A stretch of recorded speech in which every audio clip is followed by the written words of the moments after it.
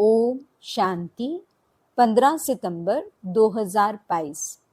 मीठे प्यारे बाबा के आज के मधुर महावाक्य। बाबा कहते, मीठे बच्चे, इस दुख के घाट पर बैठ शांति धाम और सुख धाम को याद करो। इस दुख धाम को भूल जाओ। यहाँ बुद्धि भटकनी नहीं चाहिए। प्रश्न, तुम्हारे पुरुषार्थ का आधार क्या है? उत्तर, निश्चय। तुम्हें निश्चय है बाप नई दुनिया की सौगात लाए हैं। इस पुरानी दुनिया का विनाश होना ही है। इस निश्चय से तुम पुरुषार्थ करते हो। अगर निश्चय नहीं है तो सुधरेंगे नहीं। आगे चल अखबारों द्वारा तुम्हारा मैसेज सबको मिलेगा, आवाज निकलेगा, तुम्हारा निश्चय भी पक्का होता जाएगा। Om Shanti. Tower of silence और टावर ऑफ सुख। तुम बच्चे यहाँ बैठे हो तो तुम्हारी बुद्धि घर में जानी चाहिए। वह है शांति का टावर। ऊंचे ते ऊंच को टावर कहा जाता है। तुम शांति के टावर हो। घर में जाने के लिए तुम पुरुषार्थ कर रहे हो। कैसे जाते हो? जो टावर में रहने वाला बाप है वह शिक्षा देते हैं कि मुझे याद करो तो शांति के टावर में आ जाएंगे। उसको घर भी कहा जाता है, शांति धाम भी कहा जाता है। यह बातें समझाई जाती हैं। अपने शांति धाम सुख धाम की याद में रहो। नहीं रह सकते हो तो गोया जंगल के कांटे हो, इसलिए दुख भासता है। अपने को शांति धाम के निवासी समझो। अपने घर को याद करना है ना, भूलना नहीं है। घर है ही बाप का, यह है ही दुख का घाट।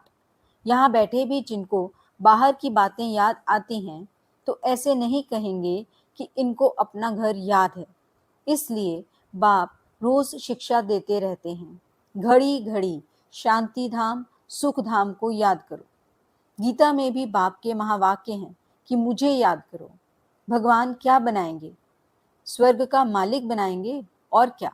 जब स्वर्ग का मालिक बनने बैठे हो तो घर के लिए, स्वर्ग के लिए जो बाप श्रीमत देते हैं उस पर पूरा पूरा चलना है। दुनिया में कितने ढेर के ढेर गुरु हैं।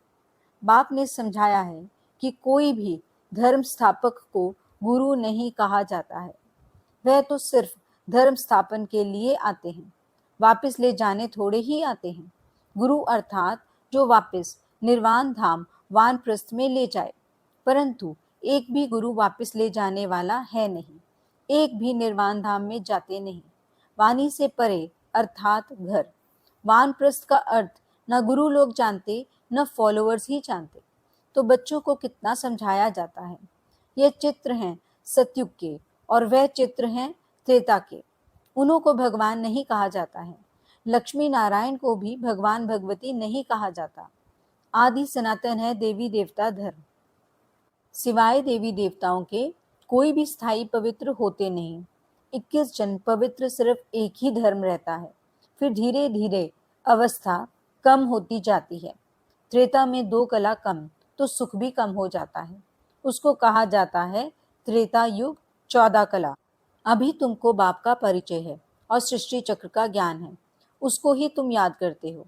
परंतु कईयों की बुद्धि कहाँ ना कहाँ भटकती रहती है, याद नहीं करते हैं। अच्छा, और कुछ भी ना समझ सको तो आस्तिक बनकर बाप को तो बुद्धि में याद रखो। बाप और रचना के आदि मध्य अंत को तो जानते हो ना। उस झाड़ का आदि मध्य अंत नहीं कहा जाता है।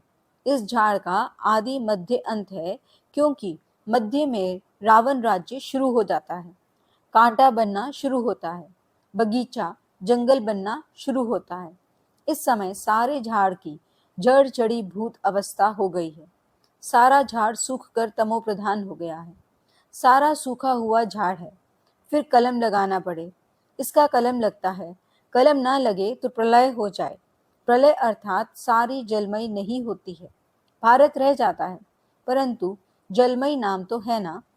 मीठे मीठे बच्चे जानते हैं कि चारों ओर ही जलमयी हो जाती है, भारत ही सिर्फ रहता है। जैसे बाढ़ आती है फिर उतरती भी है ना। कहते भी हैं बीके सारा दिन मौत ही मौत कहते रहते, बस मौत आने वाला है तो समझते हैं कि यह तो अशुभ बोलते हैं। बोलो नहीं, हम कोई विनाश थोड़े ही कहते हैं। हम तो कहते हैं पवित्रता, सुख, शांति का धर्म स्थापन हो रहा है। विनाश ना हो तो शांति कैसे हो? गुप्त वेश में शांति धाम, सुख धाम की स्थापना हो रही है। यह तो हम शुभ बोलते हैं। तुम भी कहते हो ना, हे पतित पावन आओ, हमको पावन बनाकर ले चलो। तुम खुद कहते हो ना कि हमको ले चलो। हम भी शुभ बोलते हैं, तुम भी शुभ बोलते हो। तुम कहते हो हमको पावन बनाकर इस दुख धाम की दुनिया से ले चलो शांति धाम में। यह तो शुभ बोलते हो ना। कहते हो आओ, माना पतितों का विनाश करो, पावन की स्थापना करो। मांगते हो ना कि आकर विश्व में शांति स्थापन करो। शांति तो सतयुग में ही होती है। सो तो गुप्त वेश में विश्व में शांति स्थापन हो रही है। जब तक अर्थ नहीं समझाओ तब तक समझ न सके। सिवाय बाप के मौत तो कोई दे न सके। बाप को कालों का काल कहा जाता है। सबको मौत देते हैं। कितने ढेर के ढेर को मौत देते हैं। सतयुग में कितने थोड़े मनुष्य हैं, बाकी सबको मौत मिल जाता है। बुलाते ही हो कि पावन दुनिया में ले चलो, तो पावन दुनिया जरूर नई ही होगी, यह थोड़े ही होगी। पुरानी दुनिया का भी अर्थ नहीं समझते। पावन दुनिया में बहुत थोड़े मनुष्य रहते हैं, शांति रहती है। यह बातें समझने और समझाने में कितना सहज है, परंतु बुद्धि में बैठता ही नहीं, क्योंकि समय ही नहीं है बुद्धि में बैठने का। कहा भी जाता है ना, कुंभकर्ण की नींद में सब सोए पड़े हैं, यह नहीं जागेंगे।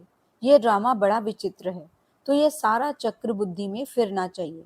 बाप आकर सारा ज्ञान देते हैं। उनको कहते ही हैं नॉलेजफुल, ज्ञान का सागर। ज्ञान का सागर एक बाप ही है। तुम जानते हो पानी के सागर कितने हैं? जितने नाम हैं उतने सागर हैं। वह सागर एक ही है।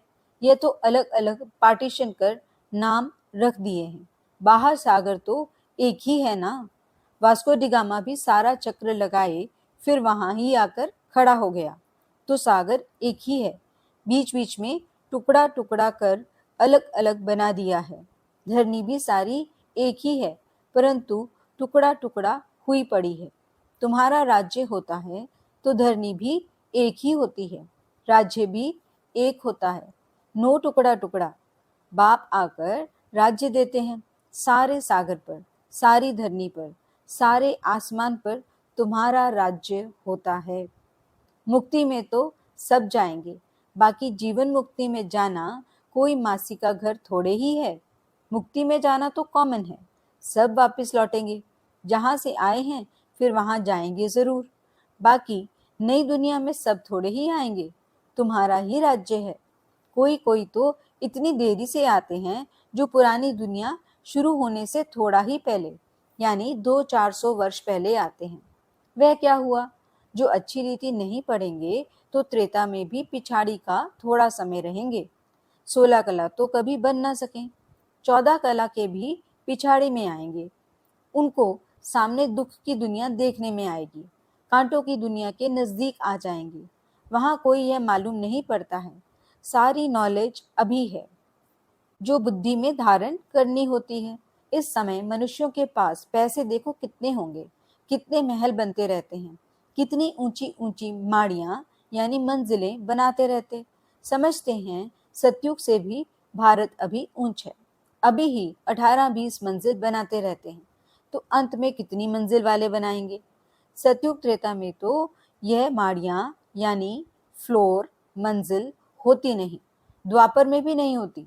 यह तो कलयुग में जब आकर बहुत मनुष्य हो जाते हैं तो 2 मंजिल 10 मंजिल बढ़ाते जाते हैं, क्योंकि मनुष्य बढ़ते जाते हैं तो वे जाएं कहाँ? धंधा दौरी बहुत है तो बड़े बड़े मकान भी बनाते रहते हैं शोभा के लिए। जंगल से मंगल होता जाता है, कितने अच्छे अच्छे मकान बनते रहते, जमीन लेते रहते हैं ना। बॉम्बे पहले क्या था? 80-90 वर्ष में देखो क्या हो गई है। पहले तो कितने थोड़े मनुष्य थे, अभी तो देखो कितने मनुष्य हो गए हैं। समुद्र को सुखाया है, अभी भी देखो समुद्र को कितना सुखाया है। पानी जैसे कमती होता जाता है, मनुष्य वृद्धि को पाते जाते तो पानी कहाँ से आएगा। पानी कम होता जाता, समुद्र हटता जाता।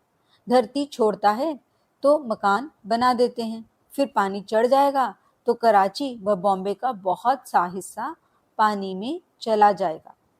तुम जानते हो, और सब खंड खत्म हो जाएंगे। आफतें आने वाली हैं, इसलिए बाप कहते हैं जल्दी जल्दी तैयार होते रहो।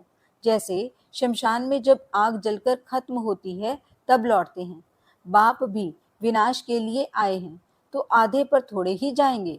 आग लगकर जब पूरी होगी तब चले जाएंगे। फिर बैठकर क्या करेंगे? आग बुझेगी नहीं, सब चले जाएंगे, सबको साथ ले जाएंगे। होना तो जरूर है, समझते तो सब हैं, लेकिन समय का गपोड़ा बहुत बड़ा लगा दिया है। बच्चों को समझाना भी गीता पर है। गीता एपिसोड है ना, जिसमें देवी देवता धर्म की स्थापना हो रही है। वहाँ एक ही धर्म होगा, बाकी सब धर्म विनाश हो जाते हैं। सिर्फ यह गीता ही है जो भगवान ने गाई है। मनुष्य ने भक्ति मार्ग के लिए बैठ शास्त्र बनाए हैं। ऐसी ऐसी पॉइंट्स धारण कर फिर सुनानी चाहिए। कहते हैं बाबा भूल जाते हैं, धारणा नहीं होती है। बाबा कहते फिर क्या करें? राजधानी स्थापन होती है, इसमें नंबरवार तो सब चाहिए। सबके ऊपर कृपा करने की ताकत हो तो बाप स्वर्ग का मालिक सबको बना दे, लेकिन नहीं, यह तो बनने ही है नंबरवार। यह कोई भी समझ सकते हैं कि भगवान आया हुआ है। भगवान जरूर स्वर्ग की सौगात ले आएंगे। नई दुनिया स्थापन करने आते हैं तो जरूर संगम पर ही आएंगे, नई दुनिया स्थापन करने। तुम जानते हो और निश्चय से पुरुषार्थ करते हो। जिनको निश्चय ही नहीं, वह कब सुधरेंगे ही नहीं। भल कितना भी माथा मारो, तो बाबा के अवतरण का पैगाम सबको देना है, मैसेज देना है। आगे चल अखबारों में पढ़ ही जाएगा। जैसे तुम्हारा नाम बदनाम भी अखबारों द्वारा हुआ, फिर नाम बाला भी अखबारों द्वारा ही होगा। दुनिया तो बहुत बड़ी है, सब जगह तो तुम बच्चियां जा नहीं सकेंगी। कितने शहर हैं, कितनी ढेर भाषाएं हैं। अखबारों द्वारा सब जगह आवाज पहुंच जाता है। कोई भी आएगा, कहेगा हाँ अखबारों द्वारा आवाज सुना है, तो तुम्हारा नाम अखबारों द्वारा ही होगा। ऐसे नहीं समझो कि सब तरफ तुमको जाना पड़ेगा, फिर तो पता नहीं कितना समय लग जाए। अखबारों द्वारा ही एक्यूरेट सुनेंगे। तुम कहते भी हो कि बाप को याद करो, तो पाप कट जाएंगे। अखबारों में तो पढ़ना ही है। अब तुम्हारा नाम बाला होगा तो फिर बढ़ता जाएगा। जैसे कल्प पहले पता पड़ा होगा, वैसे ही समय पर पड़ेगा। सबको मैसेज मिलेगा। युक्तियां चल रही हैं, बहुत अखबार वाले डालेंगे, किसको बुद्धि में बैठा और डाल देंगे।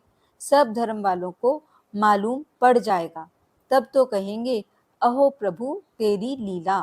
पिछाड़ी में बाप की याद सबको आएगी, परंतु कुछ भी कर नहीं सकेंगे। यह खेल है ना, खेल को जान जाएंगे। 84 चक्र का खेल सब अखबारों में पड़ जाएगा। जहां भी जाओ अखबार जरूर निकलते हैं। अखबार द्वारा सबको आवाज तो पहुंचता है ना। तुम्हारी बातें तो सबसे ऊंच है ना। विनाश का समय भी तो जरूर आना ही है, ड्रामा प्लान अनुसार। जैसे कल्प पहले मालूम पड़ा होगा, अभी भी पड़ेगा। धीरे धीरे स्थापना होती है ना। संगम युग याद पड़े तो स्वर्ग भी याद पड़े।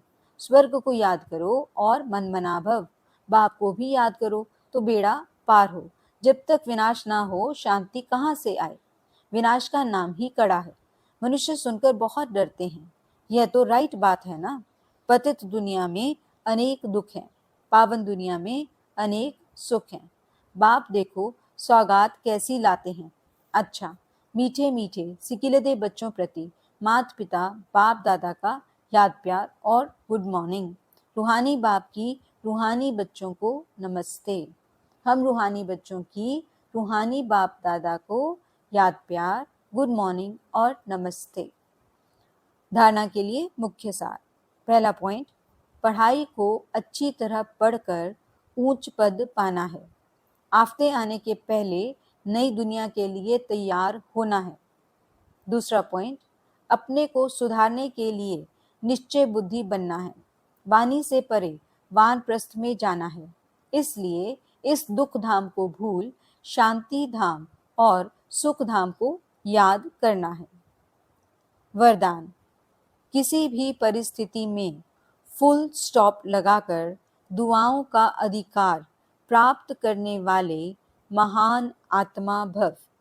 महान आत्मा वो है जिसमें स्वयं को बदलने की शक्ति है और जो किसी भी परिस्थिति में फुल स्टॉप लगाने में स्वयं को पहले ऑफर करते हैं।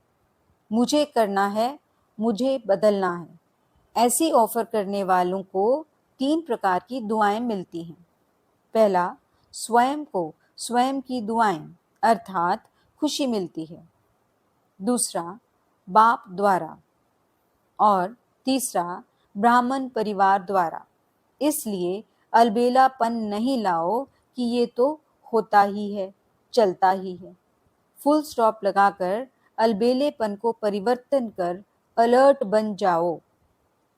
स्लोगन: संकल्पों की एकाग्रता द्वारा ही श्रेष्ठ परिवर्तन में फास्ट गति आ सकती है। अच्छा, ओम शांति।